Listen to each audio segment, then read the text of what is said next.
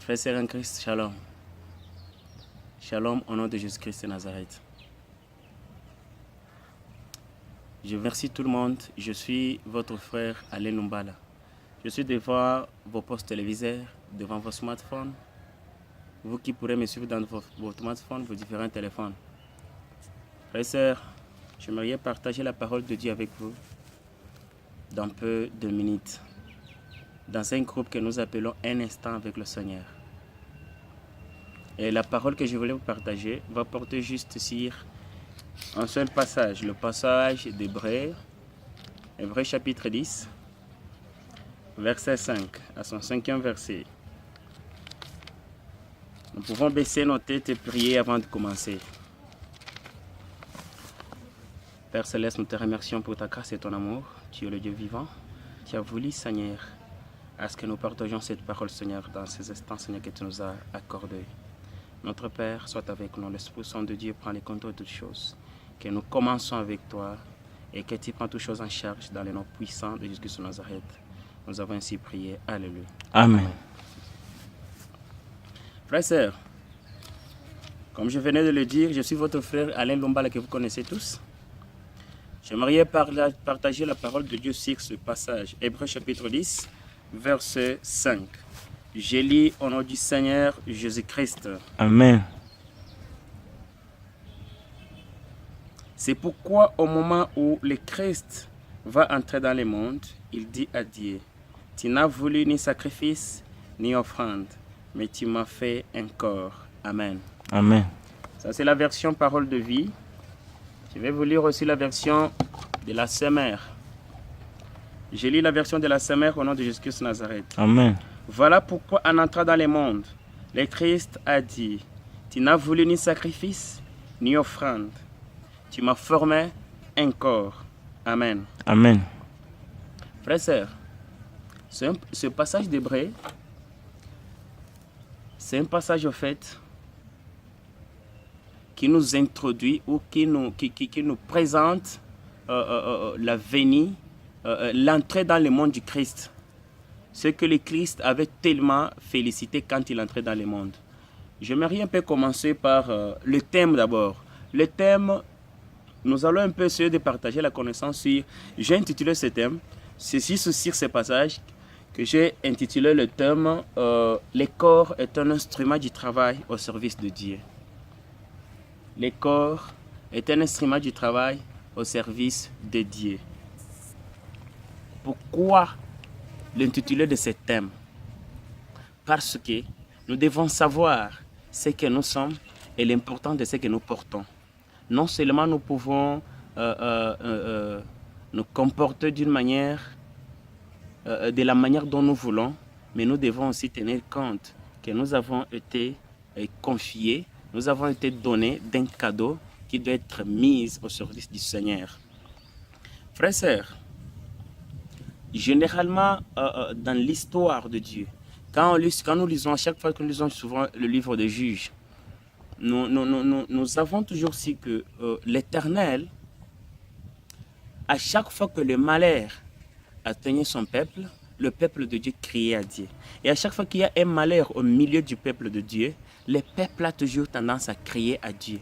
Jeûner, prier pour chercher l'Éternel, afin que les choses aillent bien et afin que l'Éternel leur sauve du misère. Mais si vous constatez bien ensemble avec moi, selon l'histoire biblique et tout ce que nous connaissons, tout ce que nous avons comme connaissance dans la Bible, le Seigneur, quand il décide, quand Dieu décide, quand Dieu entend le cri, il attend le cri de son peuple et quand il décide de venir sauver son peuple, il ne sait jamais déployer seul en personne physique. Il ne sait jamais déployer seul en tant qu'homme pour venir, je suis là, moi Dieu, je vais faire ça. Dieu a toujours passé. Il a toujours passé au travers d'un serviteur. Et quand on parle de serviteur, on voit une personne. Et quand on voit une personne ou un homme, quand on voit un homme, dans l'homme, ce que nous voyons du présence physique, nous voyons un corps, une personne humaine. Ça, ce sont les stratégies de Dieu.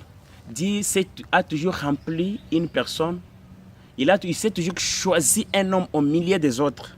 Et en se choisissant l'homme, il dit c'est dans cet homme que je vais manifester ma gloire. C'est dans cet homme que je vais passer pour manifester ma gloire, pour montrer ma puissance et sauver mon peuple. Frères et sœurs, suivez-moi attentivement. J'aimerais un peu qu'on puisse développer ce passage ensemble et qu'on comprenne la vérité vraiment qui est la vérité qu'il y a vraiment là-dedans. Quand Dieu décide, il ne descend pas lui-même en personne. Dieu sait toujours choisir un corps. Il sait toujours choisir une personne. Il sait toujours choisir un homme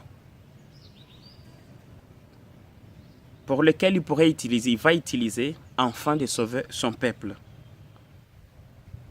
Vous écoutez, nous avons tous écouté comment Jésus-Christ, comment la lettre de Paul aux Hébreux nous dit que voilà pourquoi Jésus-Christ en entrant dans le monde, il dit, tu n'as voulu ni sacrifice ni holocauste, mais tu m'as formé un corps. Et pourquoi Jésus-Christ dit cela? Pourquoi le Seigneur dit cela? Autrement, il dit, en entrant dans le monde, en quittant l'éternité. Quand il était prêt de quitter l'éternité pour entrer dans le temps. Quitter l'éternel pour entrer dans le temps, ou quitter les spirituels pour entrer dans les temporaires, ou quitter les spirituels pour entrer dans le physique. La parole du Seigneur nous dit que Dieu n'a pas voulu ni sacrifice, ni le sacrifice, ni les holocaustes, ni les animaux qui ont été égorgés sur les autels, ne suffisaient pas pour sauver l'humanité. Mais ce qui suffisait, c'était quoi? Il fallait que le Seigneur, il fallait que le Christ descend pour sauver l'humanité. Mais Christ, en tant que Dieu, Christ n'allait pas descendre par un autre moyen si ce n'était que par le moyen de la naissance, par le moyen le moyen de porter le corps physique. Il allait être manifesté et vu dans ce monde par le corps physique. Il dit, la parole de Dieu dit, en entrant dans le monde, en quittant l'éternité pour entrer dans le physique, le Seigneur dit, tu n'as voulu ni sacrifice, ni holocauste, mais tu m'as formé un corps. Tu m'as formé un corps. C'est-à-dire quoi? Le message du Christ est très clair. Le message du Seigneur Jésus-Christ est très clair. C'est-à-dire que Jésus-Christ n'était pas un corps. C'est-à-dire que le Seigneur n'était pas un corps. Le corps, ce n'est pas lui. Le corps, ce n'est pas ce qu'il est, mais le corps, c'est ce qu'il a. Le corps n'est pas ce qui est Christ, mais le corps n'est pas ce qu'il est Christ, mais le corps, c'est ce que Christ a. Merci beaucoup de m'avoir enveloppé. Merci beaucoup de m'avoir donné cette enveloppe pour laquelle je veux entrer dedans. L'enveloppe comme corps, instrument du travail. Merci pour l'instrument que tu as mis à ma disposition afin que j'accomplisse ton œuvre. Tu m'as formé un corps. C'est-à-dire que le corps n'est pas ce que je suis, mais le corps est ce que j'ai. En réalité, c'est là où la Bible nous dit, dans Jean chapitre 6, verset 63, il dit en réalité, dans l'homme, c'est l'esprit qui vivifie le corps, la chair. C'est l'esprit qui vivifie le corps. C'est-à-dire que le corps n'a pas de grande importance devant les yeux de l'Éternel.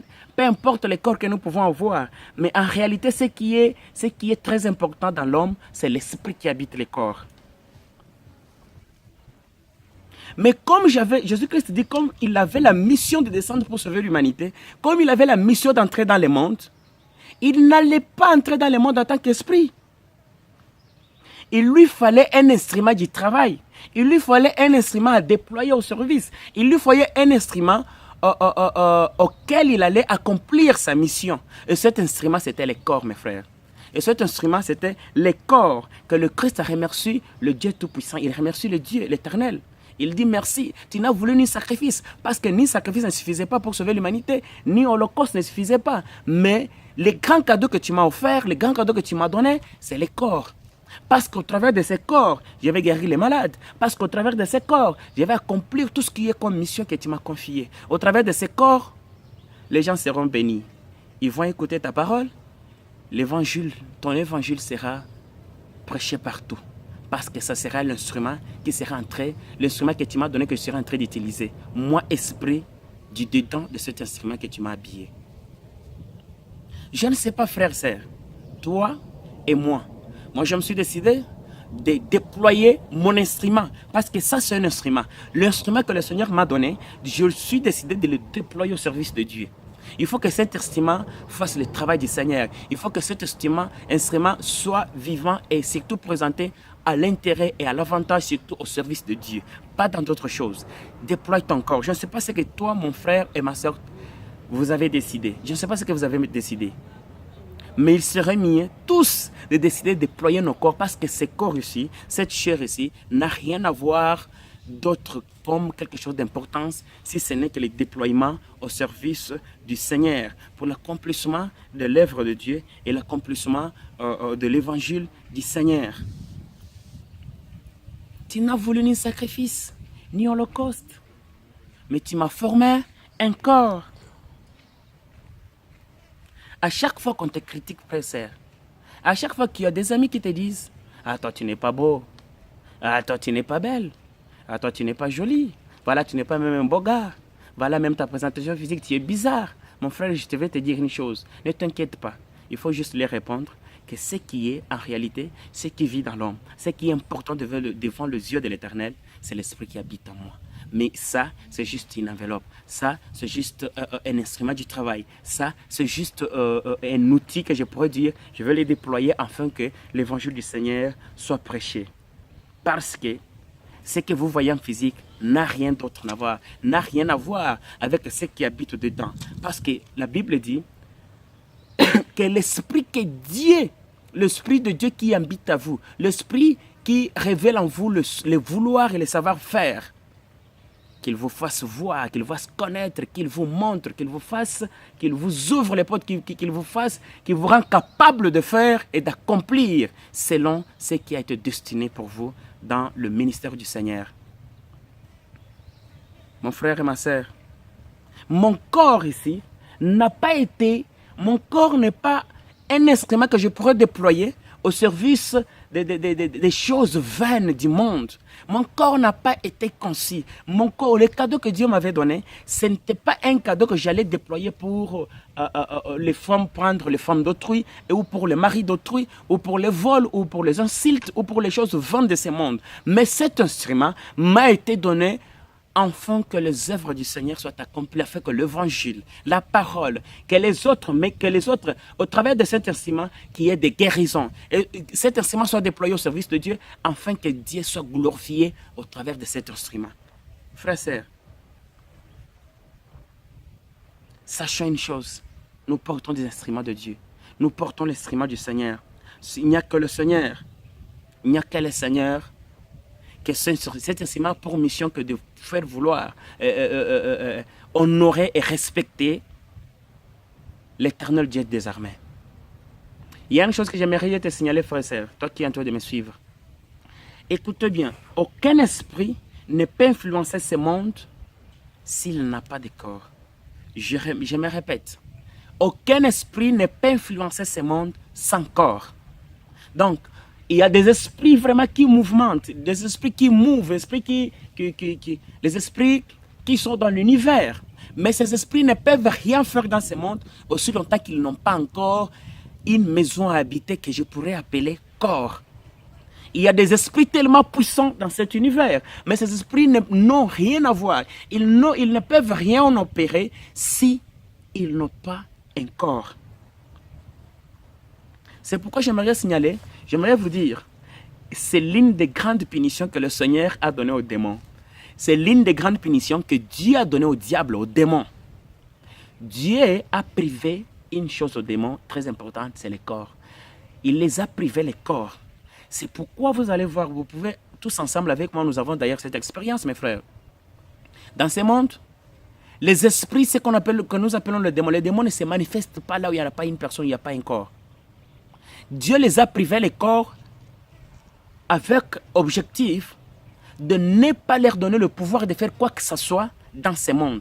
Et l'une de leurs premières missions, leur première bataille, la première bataille de démons, c'est de reposséder les corps. À chaque fois qu'ils entrent dans un corps, s'il y a encore la puissance du Dieu pour le serviteur de Dieu qui font chasser les démons dans un corps, ils ont toujours tendance à revenir et reposséder encore ces corps. Pourquoi? Parce qu'ils ne peuvent rien faire sans corps. Ils ne peuvent rien faire dans ce monde sans corps. C'est toujours au travers du corps qu'ils manifestent leurs mauvais actes, leurs mauvaises volontés et leurs mauvaises œuvres. Au travers d'un corps. Mon frère et ma sœur, ne leur laisse jamais cette opportunité d'utiliser. Disait abusement, disait de leur mauvaise volonté en utilisant ton corps. Ne leur laisse jamais cette opportunité pour user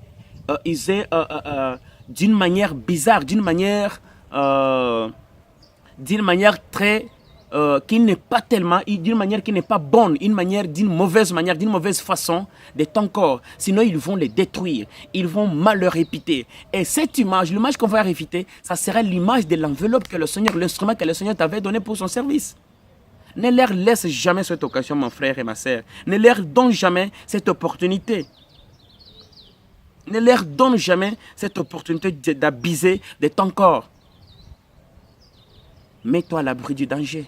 Et se mettre à l'abri du danger, c'est prendre ce que Dieu nous avait donné comme cadeau et l'offrir et le mettre au service du Dieu, du Créateur. Mettre au service de l'Éternel Dieu Tout-Puissant.